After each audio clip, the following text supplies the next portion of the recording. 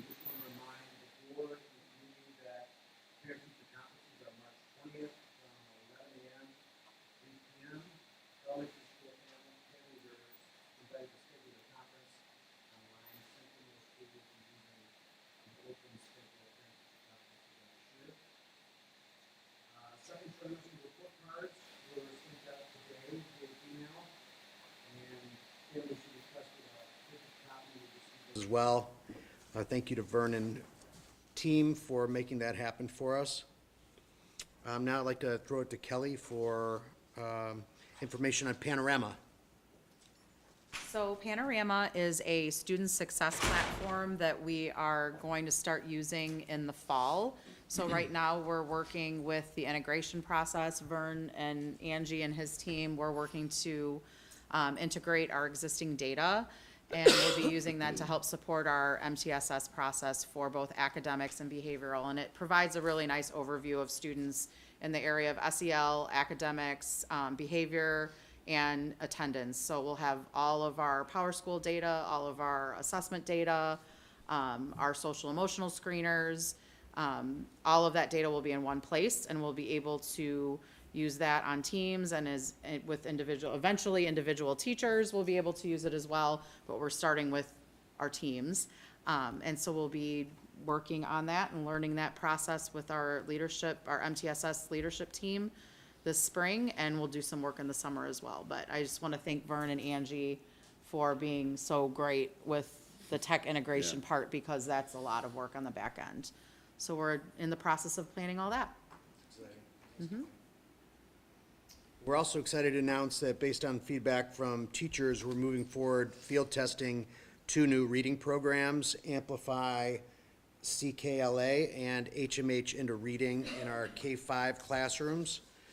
These programs focus on building essential literacy skills such as phonics, vocab, and comprehension, and will be carefully evaluated to ensure they meet the diverse needs of all of our students.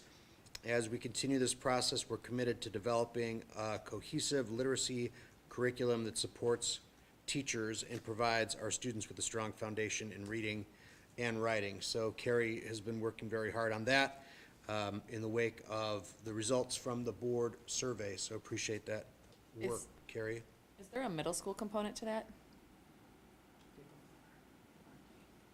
I think the one goes to 6th grade, but we're just stopping at K-5 for right now. Okay.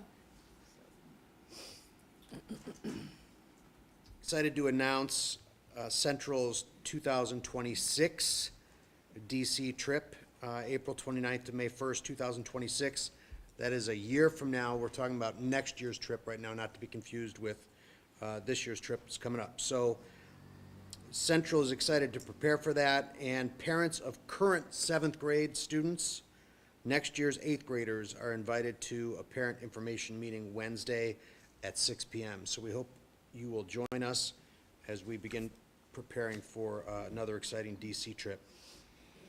Central hosted a SWIC tournament this past weekend, and Amy Sandow and Haley Reif with their Builders Club hosted concessions. We appreciate all those volunteers and all the kids that came out to help with that, hosting that tournament.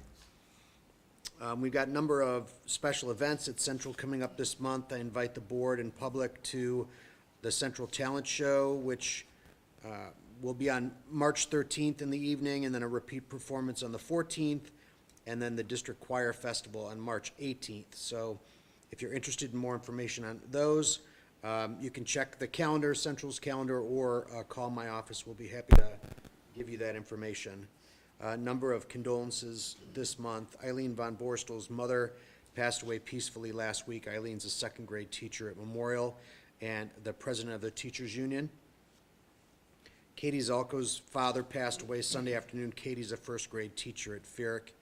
And Cindy Chor lost her sister-in-law, Agrunka Harden, who passed away yesterday. Cindy is a district tech specialist and a longtime CMS girls volleyball coach. So our condolences go out to those 3 146 families. And celebrations, baby news, congratulations to Lauren Coots, and family on the arrival of their new baby boy. Theo was born on February 24th. His full name is Theodore James Coots, which is adorable. And he weighed 8 pounds, 9 ounces and measured 20 inches long. Big Theo. Everyone's doing well. Lauren's a 5th grade teacher at Fierick. And our hats off to Cindy Chor, as I mentioned, long-time Central volleyball coach. She came at her last home game, and that's all I have for the Suits report. Thank you. 4.1, 5-year financial forecast. Yes, I have a presentation. Yep. Out we come.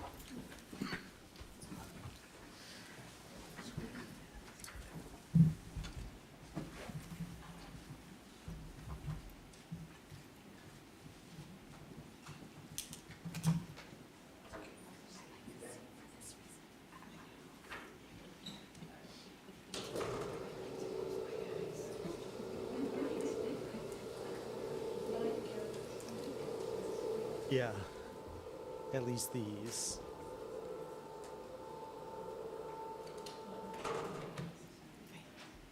All right.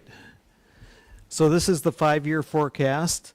In my budgeting cycle, which is year-round, this is the opportunity to take kind of a longer-term look rather than just focusing on 1 year at a time budget, but looking at the longer trends and see in advance if there's anything that needs to be addressed or any areas of concern.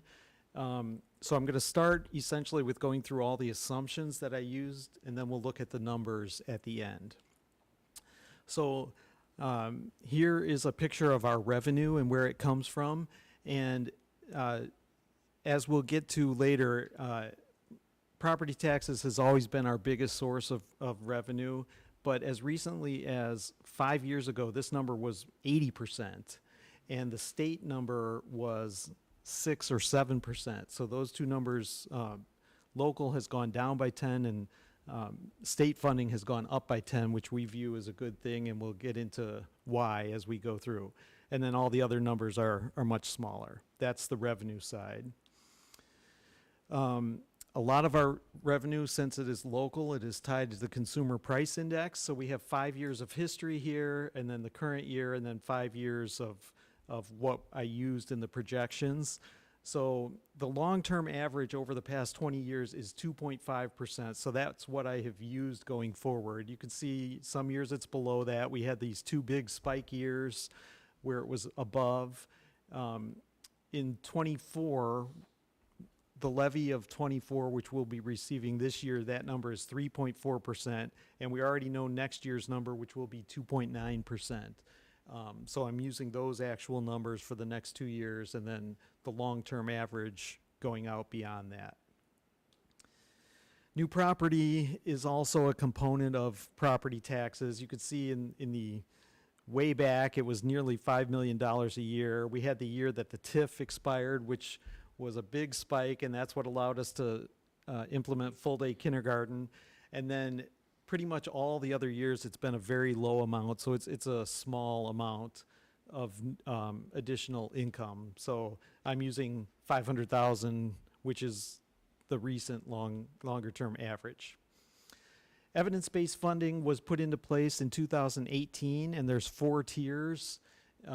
Tier 1 is the most funding, Tier 4 is the least. So we've kind of bounced around every year, 4, 3, 2, and now we've kind of settled in Tier 3 for the last 4 years in a row. It generates about $50,000 of new revenue each year, which in the scheme of our $50 million budget is not a lot, but every little bit helps. And then, of course, the other thing is these property tax relief grants we received, and it's a one-time grant, but then it goes into your base funding minimum, so you get it in a lump sum the first year, and then state funding is increased by that amount every year in the future. So we have received it now 4 years in a row, and in increasing amounts, 1 million, 1.2, 1.4, 1.7. And for 3 of these years, I've been thinking that'll be the last year we get it, we qualify for it, but we keep getting it. So our state, that's the reason our state funding has gone up so significantly just in the past 5 years, is these property tax relief grants that then become permanent new funding. We're also assuming the rest of state funding is going to be flat, which, given the state's outlook, might actually be optimistic, but we're going with flat for now. Interest revenue has also been kind of all over the place. It was $1 million a few years ago, then it dropped way down as interest rates went down, and now it is back up to about $1.5 million, and that's the number. Interest rates have kind of stabilized now, so that is the number we're using going forward.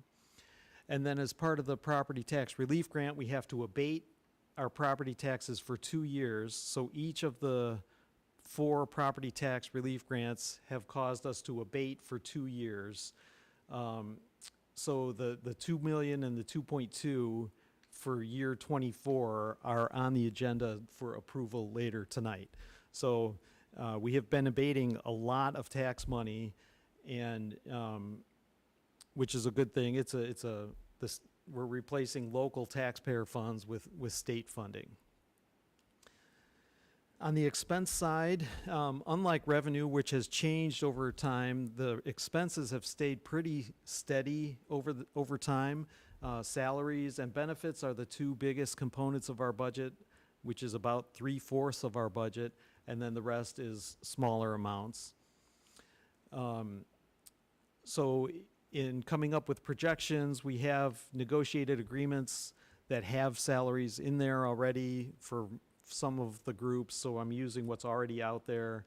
We're going with the assumption that staffing will be flat next year or in future years. This could always change, but those are the numbers we're using. Health insurance, I have been using 5% increases, but those numbers are coming in higher each year, and we're looking at 6% for next year, so I'm using 6% for all of the future years of the 5-year forecast.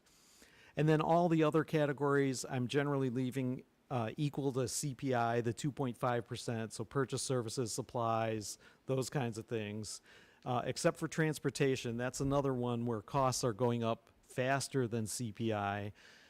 So I'm using 5% there. And then we also have some capital projects. We have the CMS improvements of $3 million happening this summer. And then I have $1 million per year in the future years just to take care of ongoing capital projects and maintenance. So I apologize in advance for all the small numbers, and I'll show you a graph that's easier to read, but throwing all of that into the mix, this is what it produces. So we have our current budget and then 5 years going forward. All of this is in board docs if you want to see it where you can actually read it. This number here is kind of our bottom line for each year. So in our current year, we have a small surplus. The red numbers are negative. Next year, we have a small deficit. But then as those abatements expire, then it becomes big surpluses in those out years. So this is what it looks like, a little bit easier to read. So here we have 5 years of history, then the current budget in the middle, and then the projections are on the right side here. So the green line there is our fund balance.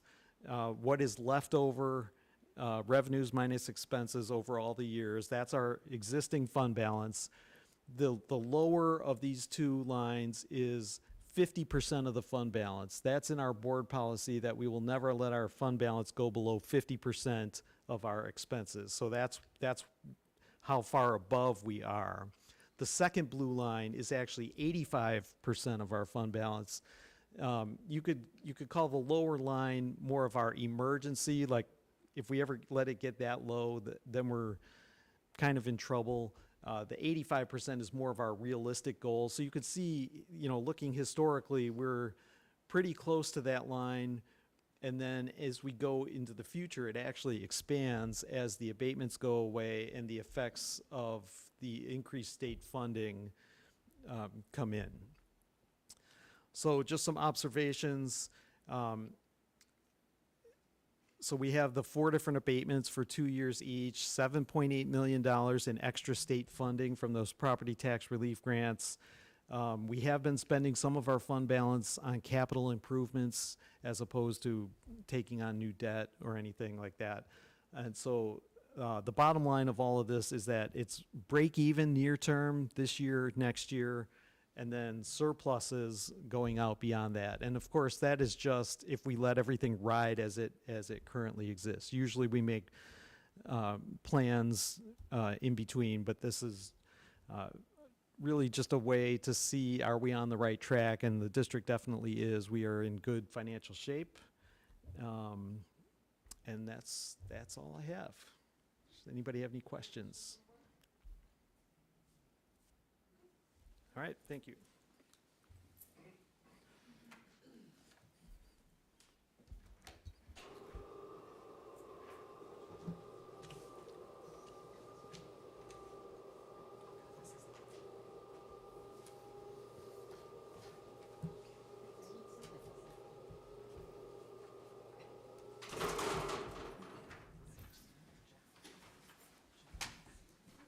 Excellent. 5.1, citizens may address the board at this time. Are there any citizens that wish to address the board? Okay, seeing none. 6.1, union reports. I'll be more fine, promise. Okay, at the middle school, we've got congratulations going to 8th grade boys basketball team. They're the 2025 SWIC champions. And they enjoyed a school-wide incentive to see Dog Man this month. Students enjoyed the movie and the opportunity to celebrate their success. FERIC, students are being celebrated many ways through some principal lunches, monthly recognition, young authors, and buzz tickets. It's wonderful to see the pride they feel and how their peers commend them. It's really a back and forth in return. They've been honoring Black History Month in February, and this month honoring Women's History. Students are fasting for Ramadan and looking forward to fun St. Patrick's Day activities next week, successful parent-teacher conferences, and welcoming spring. At Fulton, tonight is the second annual wheelchair basketball game between Fulton staff and athletes from the Lincoln Way Special Recreation Association. It'll be a fun event with face painting and games, other entertainment. It's a fundraiser for the organization. The game begins tonight at 6:30, and we're wishing the teachers good luck. The science fair is also going to take place this week, Wednesday and Thursday. Student Council is having a donation drive for PAWS.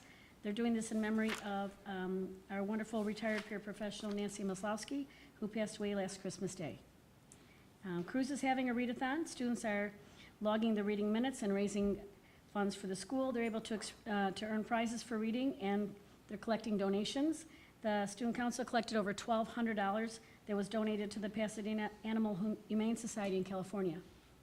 And Memorial is having a school book character bracket challenge for our March Madness. Each day, Mrs. Pollard, our reading specialist, comes on the announcements and announces the new book character competition for the day and the winner from the previous day. Classrooms vote each day for the winner, and we're going to announce the final book character winner at Family Reading Night. And that's all.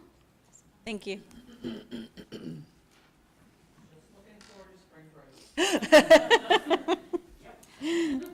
Excellent. Can I have a motion for the consent agenda?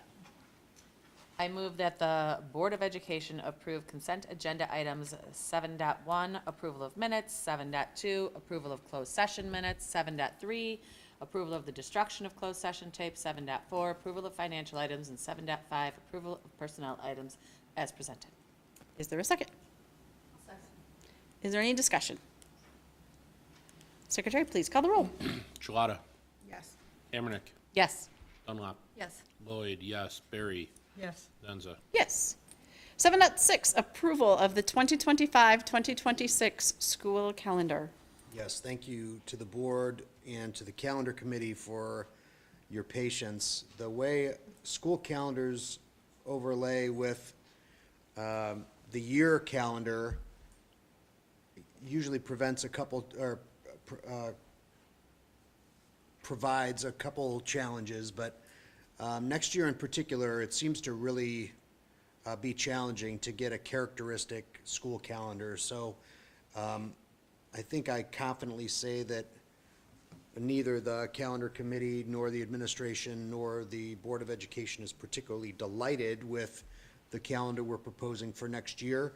However, it does, we did do some things to make it as characteristic as possible, with a first day of school for teachers on August 18th and a first day of school for students on the 20th, which would be a half-day. Unusually recommending that we be in session on Wednesday, the 26th of November, the day before Thanksgiving.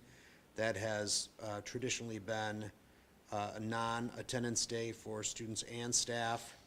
However, in order to have 2 full weeks at Christmas, I should say 2 full weeks for winter break, the weeks of December 22nd and 29th, it was necessary.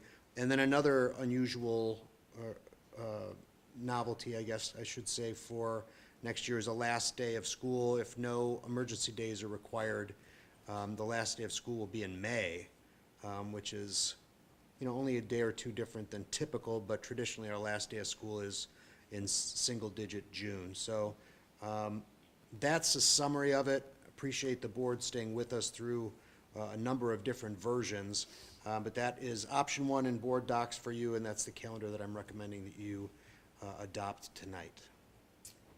Is there a motion? I move that the Board of Education approve the 2025-2026 school calendar as presented. Is there a second? Second. Is there any discussion from the board? Hearing none. Secretary, please call the roll. Shalata? Yes. Hammernick? Yes. Dunlap? Yes. Lloyd, yes. Barry? Yes. Nenza? Yes. 7.7, approval of policy changes, second read. Yes, predominantly updates to references and the legal record. There have been no changes to this batch since it was an info item last month. Is there a motion?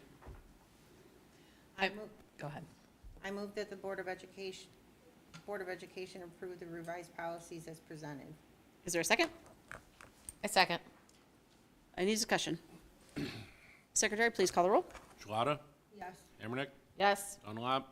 Lloyd, yes. Barry? Yes. Nenza? Yes. 7.8, approval temporary waiver of policy 2:120 for Rich Boehner. Yes, if it pleases the board, since Mr. Boehner is running in this election unopposed, in the interest of getting him and keeping him up to speed with the board's business, recommendation that you temporarily, and for this case only, waive board policy 2:120, which prevents candidates from attending closed session. Can I just add, Rich texted me, he apologizes, he has a wake to attend tonight, which is why he's not here. So I'm not even sure, do we have an election before the next meeting? We might not even April need 1st, right? Well, we'll have, before the election is ratified, we'll have at least one more. Oh, okay. Ratification. Okay, is there a motion? In light of Rich Boehner unopposed candidacy to become a D-146 board member, I move to invite Mr. Boehner to join the board in closed session for the meetings between now and May to waive any portion of board policy 2:120 to the contrary on a temporary and non-precedental basis. Is there a second? Second. Any discussion? Secretary, call the roll. Shalata? Yes. Hammernick? Yes. Dunlap? Yes. Lloyd, yes. Barry? Yes. Nenza? Yes. 7.9, approval of gift to community, Consolidated School District 146. Yes, as the board is aware, Mr. Paul German, deceased famous Wall of Fame member of District 146, who gave his entire adult life in service to District 146, has named District 146 as a benefactor in his will, and as those accounts are resolving probate, this will be another round of gifts that I'm asking the board to accept, this time in the amount of roughly $6,300. The board must act each time it receives a gift in excess of $500. Is there a motion? I move that the Board of Education accept the gift and donation to the district from the estate of Paul German as presented. Is there a second? Second. Any discussion? Secretary, please call the roll. Shalata?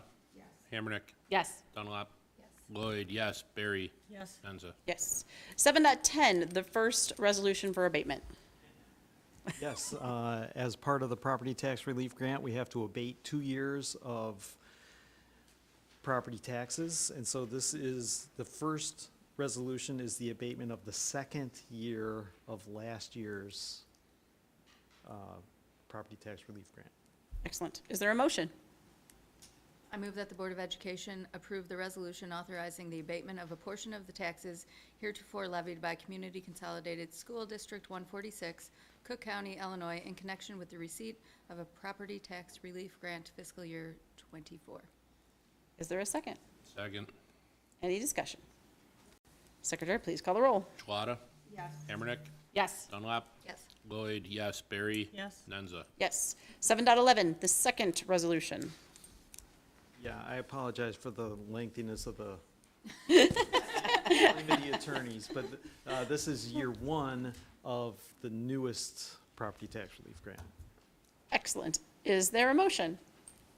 I move that the Board of Education approve the resolution authorizing the abatement of a portion of the taxes heretofore levied by Community Consolidated School District 146, Cook County, Illinois, in connection with the receipt of a property tax relief grant fiscal year '25. Is there a second? Second. Any discussion? Secretary, please call the roll. Shalata? Yes. Hammernick? Yes. Dunlap? Yes. Lloyd, yes. Barry. Yes. Menza. Yes. 8.1, food service contract renewal. Yes, this is just information, but we are with Whitson's this year for our food service, along with 6 other school districts in a consortium. So they are presenting the renewal for next year. It is limited to a maximum of the CPI for food, so that's what they presented to us. It's 3.6% more than what we were paying this year. I'm recommending approval. It's the first year, so it's not been without its challenges, but they are open to working with us, and it's going well enough that we want to renew with them. So next month, it'll be, we'll be requesting action. Do the kids like the food, by and large? Do we have a sense of that?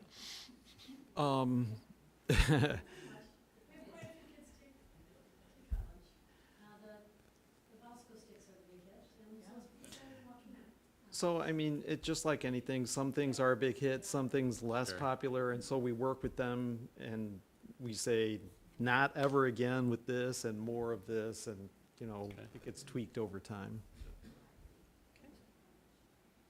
And you feel they're responsive to that? They are, Okay. yes. That's great. Okay, thank you. 9.1, communications, we have one.